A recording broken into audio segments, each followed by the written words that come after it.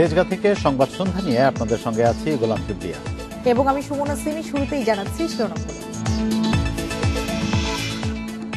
Omicron শনাক্ত দেশ থেকে এলে কোয়ারেন্টিন বাধ্যতামূলক, খোঁজ মিলছে না আফ্রিকা ফেরত 240 জনের।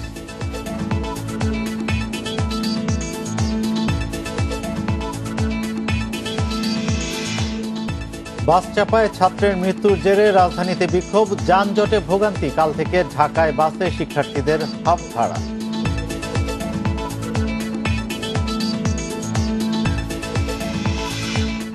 খালেদা জিয়ার কিছু হলে সরকারকে দায় নিতে হবে বললেন মির্জা ফখরুল। বিদেশে চিকিৎসার দাবিতে বিভাগীয় সমাবেশ।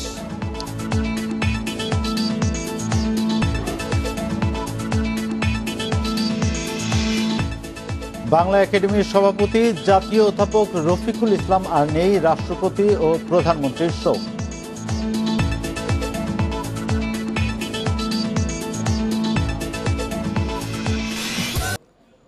ওমিক্রন শনাক্ত দেশ থেকে ফিরলে 14 দিন থাকতে হবে বাধ্যতামূলক প্রাতিষ্ঠানিক কোয়ারেন্টিনে। সম্প্রতি আফ্রিকা ফেরত 240 জনের কোনো খোঁজ পাওয়া যাচ্ছে না। মঙ্গলবার দুপুরে সচিবালয়ে এসব কথা জানান স্বাস্থ্যমন্ত্রী জাহিদ মালিক। এছাড়াও 60 বছরের বেশি বয়সীদের করোনার টিকার বুস্টার ডোজ দেয়া হবে। সাউথ আফ্রিকায় করোনার নতুন ধরন ওমিক্রন নিয়ে উদ্বেগ ছড়িয়েছে বিশ্বজুড়ে। ওমিক্রনের বিস্তার রোধে সাউথ আফ্রিকা ভ্রমণে নিষেধাজ্ঞা দিয়েছে অন্তত 44টি দেশ। বাংলাদেশও দেশটির সঙ্গে যোগাযোগ বন্ধ করেছে। মঙ্গলবার দুপুরে সচিবালয়ে স্বাস্থ্য মন্ত্রণালয়ে বৈঠক শেষে স্বাস্থ্যমন্ত্রী জানান, ওমিক্রন শনাক্ত দেশ থেকে ফিরলে 14 দিন থাকতে হবে বাধ্যতামূলক প্রাতিষ্ঠানিক কোয়ারেন্টিনে। সম্প্রতি আফ্রিকা থেকে দেশে আসা 240 জনের কোনো খোঁজ পাওয়া যাচ্ছে না। এটা ডেল্টা ভ্যারিয়েন্ট থেকে অনেক বেশি সংক্রমণ করার ক্ষমতা রাখে। যে দেশে সংক্রমণ বৃদ্ধি পাবে সেই দেশের লোক আসলে পরে আমরা আবারও তাদেরকে 14 দিন কোয়ারেন্টাইনের কথা আমরা ভাবছি। বৈঠকে 60 বছরের বেশি বয়সের নাগরিকদের বুস্টার ডোজ দেওয়ার কথা জানান মন্ত্রী। ট্রেনে মাস্ক জানি পরে এবং না পড়লে পরে জানি তারা জরিমানার আওতায় আসে এবং মোবাইল কোর্টও করতে বলা হয়েছে। নো ভ্যাকসিন নো সার্ভিস, এটা আমাদের পরামর্শ রইল এবং এটা যদি আমরা করতে পারি তাহলে পরে টিকার কার্যক্রমটা আরও বেগবান হবে এবং টিকা নেওয়ার জন্য লোক হয়তো এগিয়ে আসবে। এছাড়াও করোনা টেস্টের ফল 3 দিনের পরিবর্তে 2 দিনের মধ্যে দেওয়ার সিদ্ধান্ত হয়েছে বলেও জানান তিনি। Asif Mahmud Shah, independent news, Dhaka. 24 ঘন্টায় দেশে করোনায় এক নারীর মৃত্যু হয়েছে। নিয়ে দেশে করোনায় মোট প্রাণহানি হলেও 27,981 জনের। 848টি ল্যাবে 24 ঘন্টায় 19,802 নমুনা পরীক্ষায় করোনা শনাক্ত হয়েছে 273 জনের। পরীক্ষা বিবেচনায় শনাক্তের হার 1.38%। মঙ্গলবার স্বাস্থ্য অধিদপ্তরের বিজ্ঞপ্তিতে জানানো হয়েছে, দেশে মোট করোনা আক্রান্তের সংখ্যা দাঁড়ালো 15,76,284 জনে। সুস্থ হয়েছেন আরও 368 জন। এ নিয়ে মোট সুস্থ 15,40,965 জন।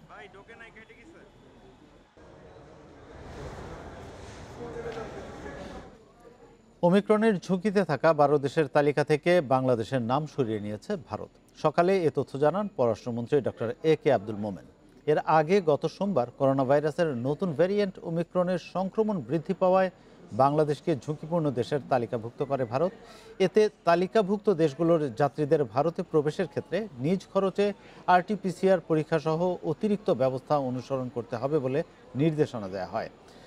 ভারতীয় স্বাস্থ্য মন্ত্রণালয়ের হালনাগাদ করা ঝুঁকিপূর্ণ দেশের তালিকায় থাকা অন্য দেশগুলোর মধ্যে রয়েছে যুক্তরাজ্য, দক্ষিণ আফ্রিকা, ব্রাজিল, চীন, সিঙ্গাপুর, ইসরায়েল সহ ইউরোপের দেশগুলো।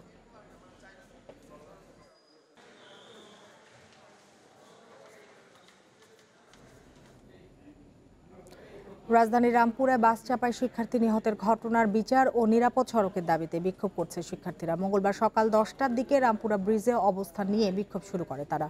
বিক্ষোভ কর্মসূচিতে যোগ দিতে অন্য প্রতিষ্ঠানের শিক্ষার্থীরা আসে রামপুরায়। সড়ক অবরোধের কারণে যানজটে ভোগান্তিতে পড়েন রাজধানীবাসী।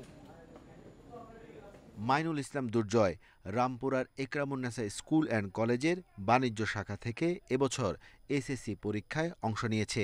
গতকাল ছিল তার জন্মদিন। চা বিক্রেতা বাবার সাথে কাজে সহায়তা করে ফিরছিলেন বাসায়, পথে ঘটে দুর্ঘটনা। গণপরিবহনের যে ওদের একটা পাল্লা দেওয়া একটা রেস থাকে, সেই রেসের শিকারটাই কিন্তু সেই মাইনুদ্দিন হয়েছে। ও হচ্ছে একরামুন্নেসা বয়েজের, আমি হচ্ছে একরামুন্নেসা গার্লসের। ও হচ্ছে আমার ফ্রেন্ড, আমার খুবই পরিচিত একজন।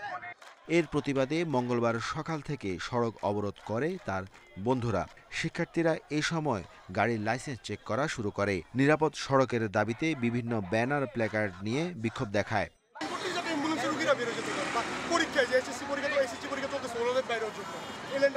আমাদের কারো কোনো পদত্যাগ দাবি না, পদত্যাগের কিছু নাই। আমাদের তাদের সাথে কোনো ঝামেলা নাই, কোনো ক্লাশ নাই। যেহেতু নেমেছে, আমাদের সঠিক বিচার না পাওয়া পর্যন্ত আমরা আন্দোলন চালিয়ে যাব। সড়কে আলাদা লেন করে ইমার্জেন্সি গাড়িকে যেতে দেয় শিক্ষার্থীরা। রোগীবাহী গাড়ি, দূরপাল্লার গাড়ি ছেড়ে দেয় তারা।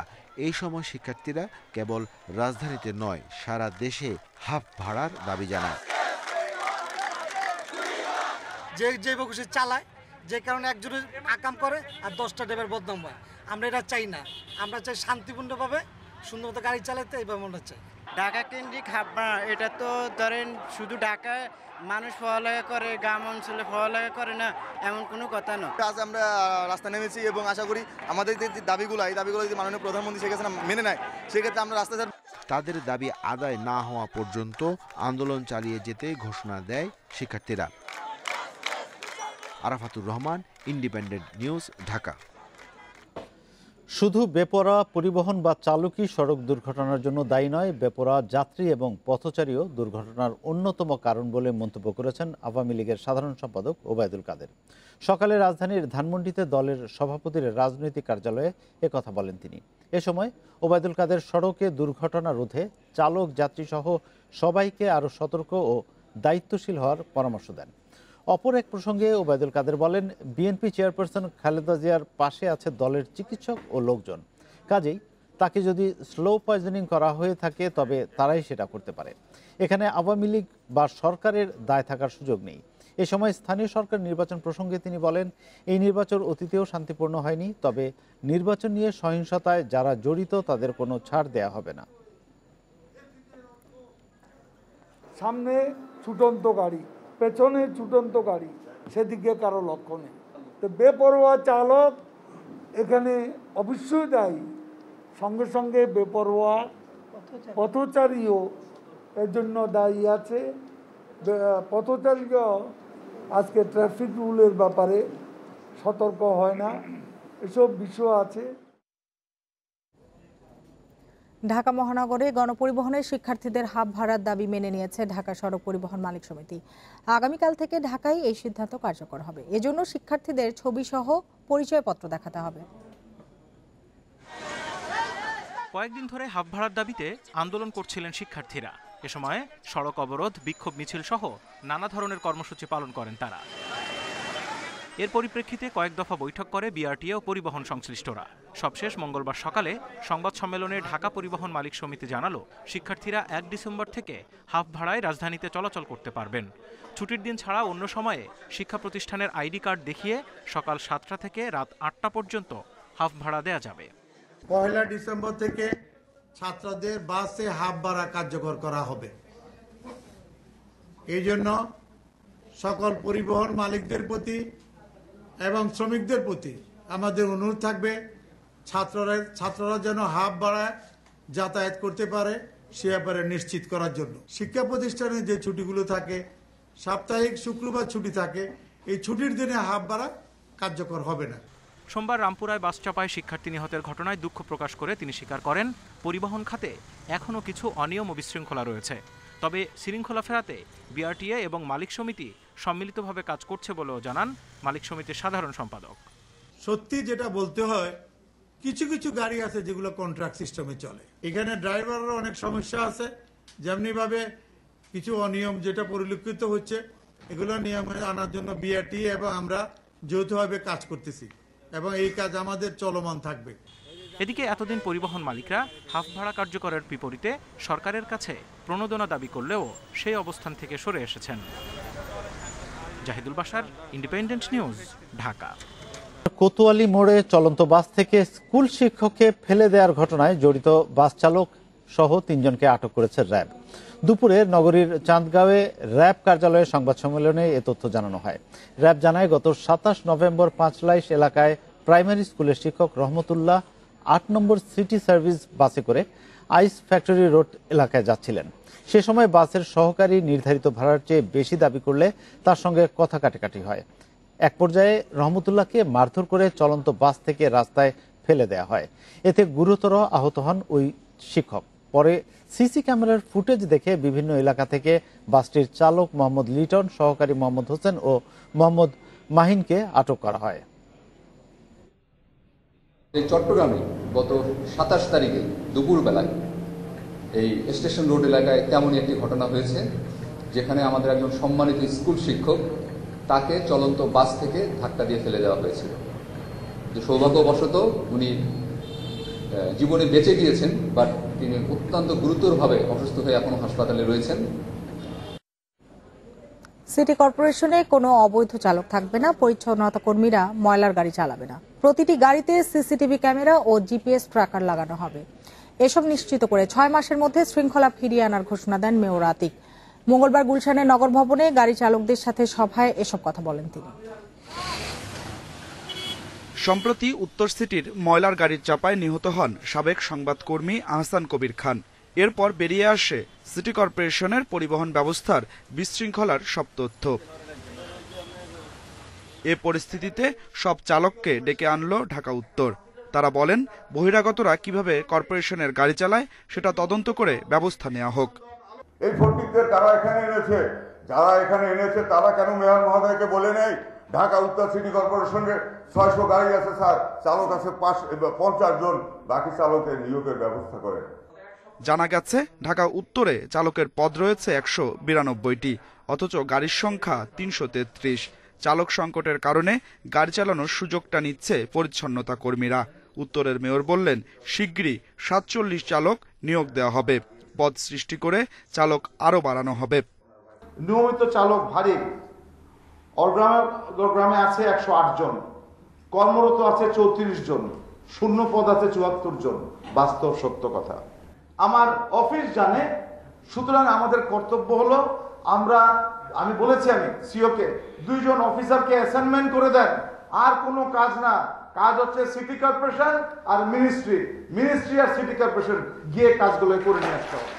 মেয়র হুঁশিয়ারি দেন, বদলি চালক দিয়ে গাড়ি চালালে নেওয়া হবে কঠোর ব্যবস্থা। হালকা যানের লাইসেন্স দিয়ে কেউ ভারী যান চালাতে পারবেন না। বেপরোয়া গাড়ি চালানো যাবে না, ওভারটেকিং করা যাবে না। বিভিন্ন ধরনের এই সমস্যাগুলো কিন্তু আমাদেরকে কাজগুলো মাথায় রাখতে হবে। আমি জানি অনেক গাড়িতে ফিটনেস নাই, আমি অর্ডার দিয়েছি সিটি কর্পোরেশনের যত গাড়ি আছে সব গাড়িতে ফিটনেস থেকে শুরু করে রেজিস্ট্রেশন থেকে শুরু করে যা যা করা দরকার সব করতে বলে দিয়েছি আমি। সভা শেষে নিহত আহসান কবিরের স্মরণে 1 মিনিট নীরবতা পালন করা হয়। Adilur Rahman, independent news, Dhaka. Bonel optimized technology আর high quality fabric, comfy mattress. Khaleda জিয়ার কিছু হলে এর দায় সরকারকেই বহন করতে হবে বলে মন্তব্য করেছেন বিএনপি মহাসচিব মির্জা ফখরুল ইসলাম আলমগীর। মঙ্গলবার দুপুরে দলের নয়াপল্টন কেন্দ্রীয় কার্যালয়ে খালেদা জিয়ার মুক্তি ও সুচিকিৎসার জন্য বিদেশে পাঠানোর দাবিতে এক সমাবেশে তিনি এ মন্তব্য করেন। হাসপাতালে সংকটাপন্ন বিএনপি চেয়ারপারসন খালেদা জিয়ার মুক্তি ও সুচিকিৎসার জন্য বিদেশে পাঠানোর দাবিতে রাজধানীতে মঙ্গলবার সমাবেশ করে বিএনপি। নয়াপল্টনে কেন্দ্রীয় কার্যালয়ের সামনে এ সমাবেশে যোগ দেন বিএনপি মহাসচিব মির্জা ফখরুল ইসলাম আলমগীর সহ দলের সিনিয়র নেতা ও বিভিন্ন অঙ্গ সংগঠনের কর্মী সমর্থকরা। গুরুতর অসুস্থ খালেদা জিয়ার জীবন বাঁচাতে তাকে দ্রুত বিদেশে চিকিৎসার সুযোগ দেওয়ার দাবি জানান তারা। দেশনেত্রী বেগম খালেদা জিয়াকে মৃত্যুর দিকে ঠেলে দিয়ে গণতন্ত্রকে মৃত্যুর দিকে ঠেলে দেয়া হচ্ছে, বাংলাদেশের মানবাধিকারকে মৃত্যুর দিকে ঠেলে দেয়া হচ্ছে, বাংলাদেশের ভোটের অধিকারকে মৃত্যুর দিকে ঠেলে দেয়া হচ্ছে। আমরা শুধু চাই দেশনেত্রী বেগম খালেদা জিয়া আমাদের মাঝে ফিরে আসুক, তার সুচিকিৎসা তাকে বিদেশে পাঠাতে হবে।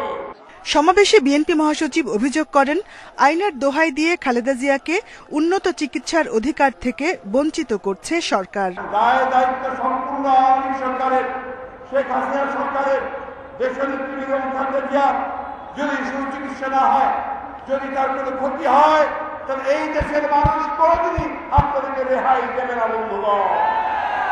খালেদা জিয়ার মুক্তি ও বিদেশে উন্নত চিকিৎসার দাবিতে 2-1 দিনের মধ্যে পরবর্তী আন্দোলন কর্মসূচি ঘোষণা করা হবে বলে জানান বিএনপি মহাসচিব। Jahanara Parvin, independent news, Dhaka.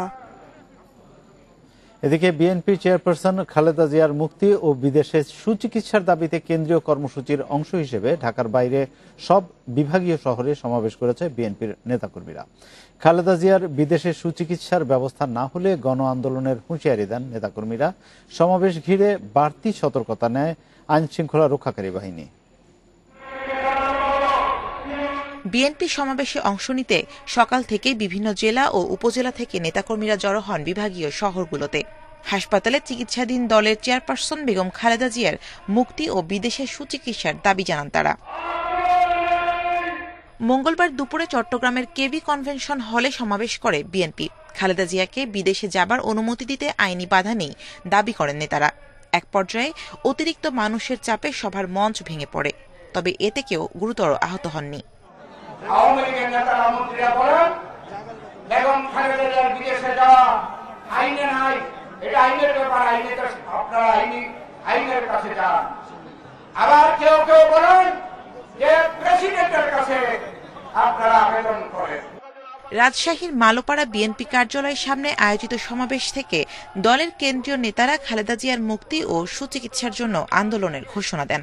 দেশনেত্রী বেগম খালেদা জিয়া আজকে যে অবস্থায়, যদি আল্লাহ রাব্বুল আলামিন না করেন কোনো অঘটন ঘটে, তাহলে বাংলাদেশে যে পরিস্থিতি সৃষ্টি হবে আমরা ক্ষান্ত করতে পারব না। খুলনার কেডি রোড কার্যালয়ের সামনে সমাবেশ করে মহানগর ও জেলা বিএনপি। সে সময় খালেদা জিয়ার দ্রুত মুক্তি ও বিদেশের চিকিৎসার জন্য সরকারের প্রতি আহ্বান জানান তারা।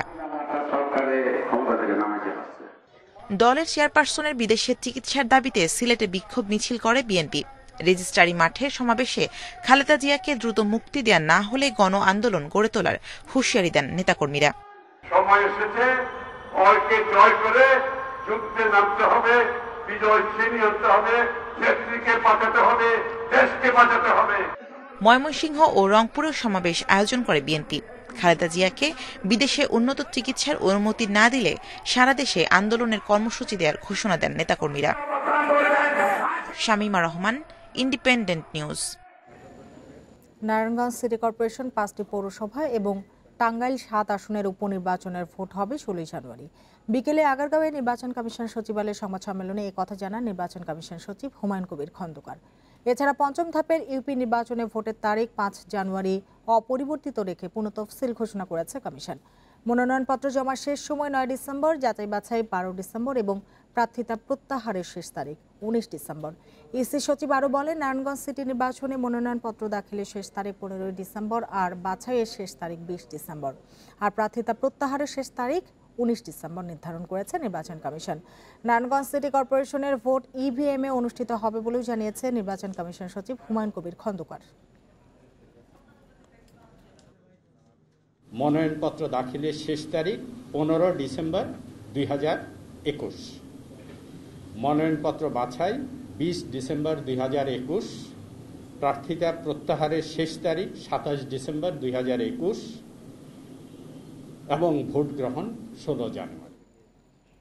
বাংলা একাডেমির সভাপতি জাতীয় অধ্যাপক রফিকুল ইসলাম মারা গেছেন। দুপুরে রাজধানীর একটি বেসরকারি হাসপাতালে মারা যান তিনি। বয়স হয়েছিল 87 বছর। তার মৃত্যুতে রাষ্ট্রপতি মোহাম্মদ আব্দুল হামিদ ও প্রধানমন্ত্রী শেখ হাসিনা শোক প্রকাশ করেছেন। বাদ এশা উত্তরার রানাভোলা মাদ্রাসা মসজিদে তার প্রথম জানাজা অনুষ্ঠিত হবে। গত 7 অক্টোবর পেটের ব্যথা নিয়ে বিএসএমএমইউতে হাসপাতালে ভর্তি হন তিনি। স্বজনেরা জানিয়েছেন, পরীক্ষা নিরীক্ষায় ফুসফুসের সংক্রমণ শনাক্ত হওয়ায় বক্ষবিধি বিভাগের তত্ত্বাবধানে চিকিৎসা চলছিল। উন্নত চিকিৎসার জন্য পরিবারের সদস্যরা তাকে বিদেশে নিয়ে যেতে চাইলেও তিনি রাজি হননি। পরে তাকে রাজধানীর এভারকেয়ার হাসপাতালে ভর্তি করা হয়। অবস্থার অবনতি হলে গেল শুক্রবার ভেন্টিলেশনে নেওয়া হয়। আজ তাকে মৃত ঘোষণা করেন চিকিৎসক।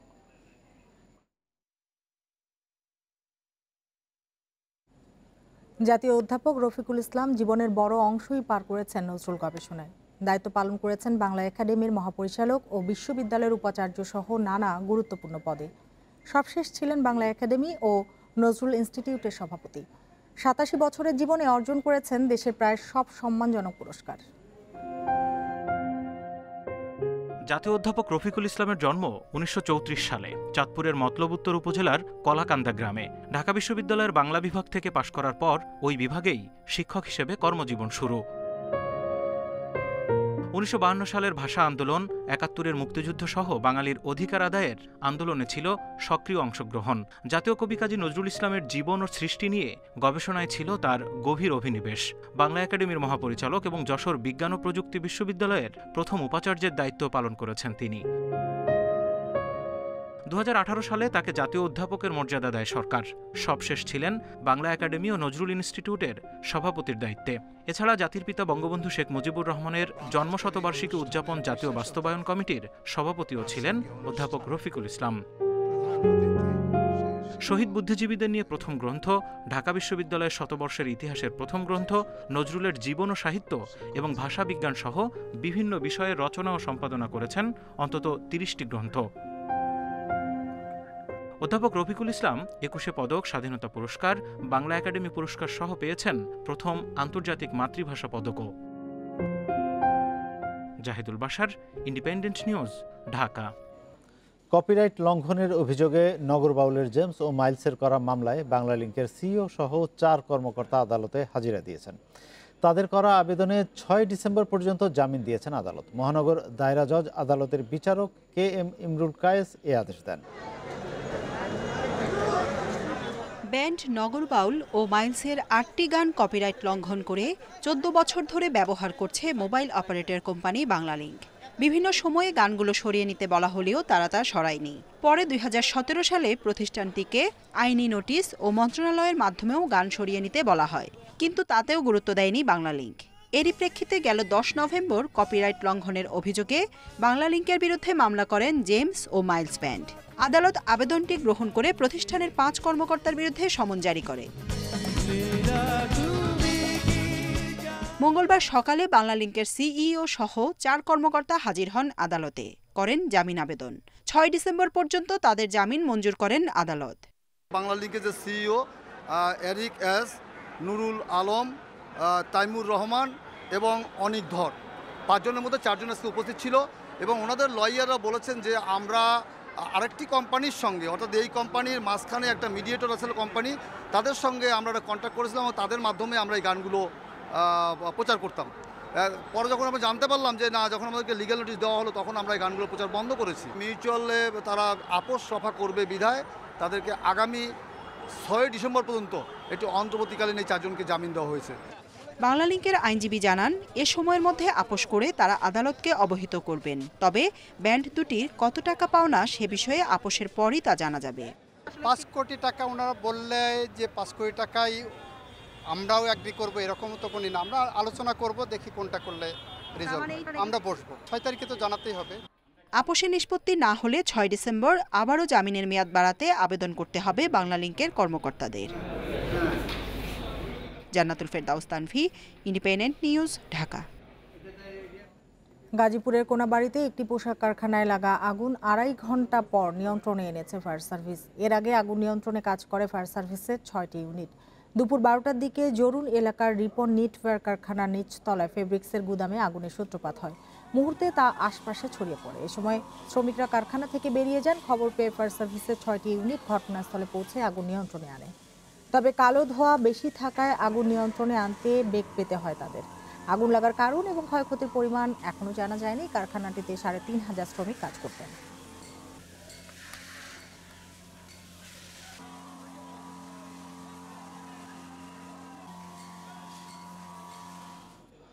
মুরিং লাইনের সংযোগ বিচ্ছিন্ন হওয়ায় এলএনজি সরবরাহে বিঘ্ন ঘটবে ১৫ জানুয়ারি পর্যন্ত। এতে ১.৫ মাস সারা দেশে গ্যাস সংকটের আশঙ্কা করা হচ্ছে। মঙ্গলবার জ্বালানি মন্ত্রণালয়ের এক বিজ্ঞপ্তিতে জানানো হয়েছে এ তথ্য। সামিট এলএনজি টার্মিনালের একটি মুরিং লাইন বিচ্ছিন্ন হওয়ায় জাহাজ থেকে জাহাজে এলএনজি পরিবহন সম্ভব হচ্ছে না। এতে এলএনজি সরবরাহ ব্যাহত হওয়ায় সারা দেশে গ্যাস ঘাটতির সম্ভাবনা দেখা দিয়েছে। তবে এলএনজি টার্মিনাল থেকে প্রতিদিন আমদানি করা 560 থেকে 570 মিলিয়ন ঘনফুট গ্যাস সরবরাহ অব্যাহত থাকবে। আগামী 15 জানুয়ারির মধ্যে ত্রুটি মেরামত করা সম্ভব হবে বলে জানিয়েছেন কর্তৃপক্ষ। বর্তমানে দেশে গ্যাসের দৈনিক চাহিদা রয়েছে 4000 মিলিয়ন ঘনফুট।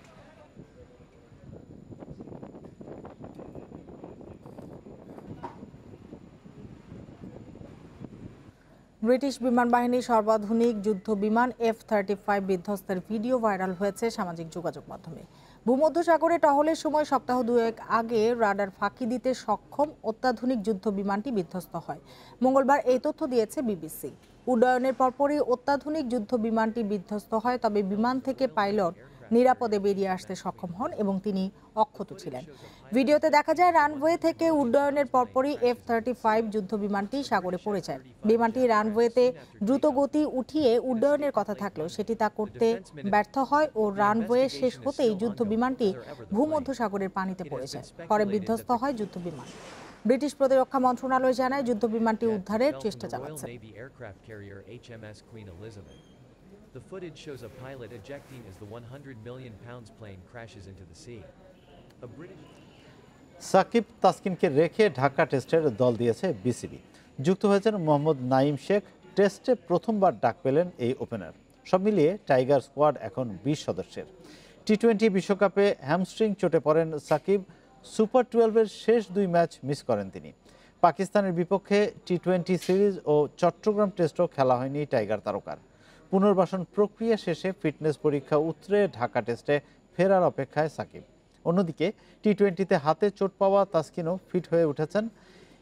এই পেসারকে ঢাকা টেস্টের দলে রাখা হয়েছে। অন্যদিকে সাইফ সাদমানদের ব্যর্থতায় ওপেনার নাইমকে অন্তর্ভুক্ত করেছেন নির্বাচকেরা। 4 ডিসেম্বর থেকে শুরু ঢাকা টেস্ট।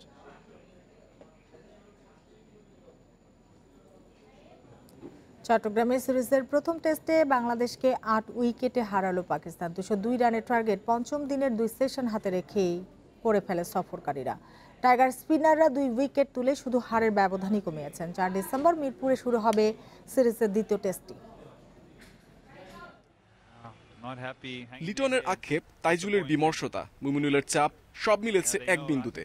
সাদা পোশাকে মোমেন্টাম বদলে যায় মুহূর্তে। এই অনুপ্রেরণাই তাইজুল মিরাজদের লড়াইয়ের পুঁজি। সাগরিকায় পঞ্চম সকালে টাইগারদের প্রথম সাফল্য মিরাজের কল্যাণে। হাফ সেঞ্চুরিয়ান আব্দুল্লাহ শফিককে থামান এই অফ স্পিনার। পাকিস্তানকে স্পিন দিয়ে কাবু করতেই অপর প্রান্তে তাইজুলের আগমন। মিরাজ তাইজুল জুটিতে আসে দ্বিতীয় ব্রেক থ্রু। অতিথিদের আরেক ওপেনার আবিদ আলীর প্রতিরোধ ভাঙেন Taijul.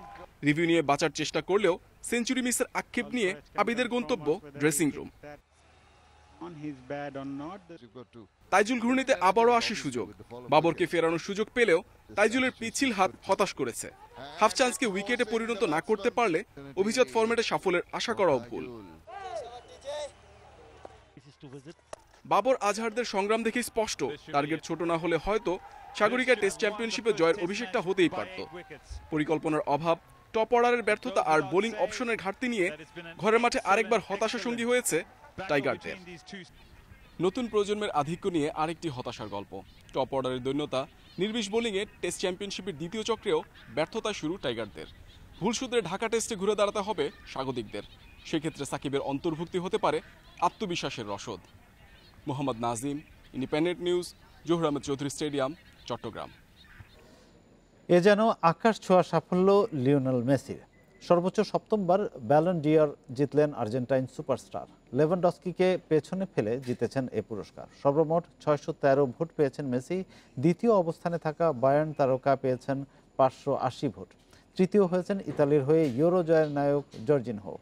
Real Madrid forward Karim Benzema রয়েছেন তার পেছনে।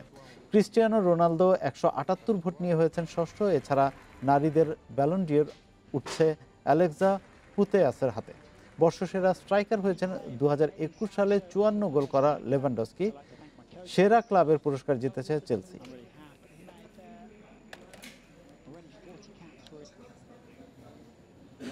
আর এই ছিল এখনকার আয়োজনে। ইন্ডিপেন্ডেন্ট টেলিভিশনের সব খবর আরও বিস্তারিত জানতে চোখ রাখুন ফেসবুক, ইউটিউব এবং টুইটারে। ধন্যবাদ সবাইকে এতক্ষণ সাথে থাকার জন্য।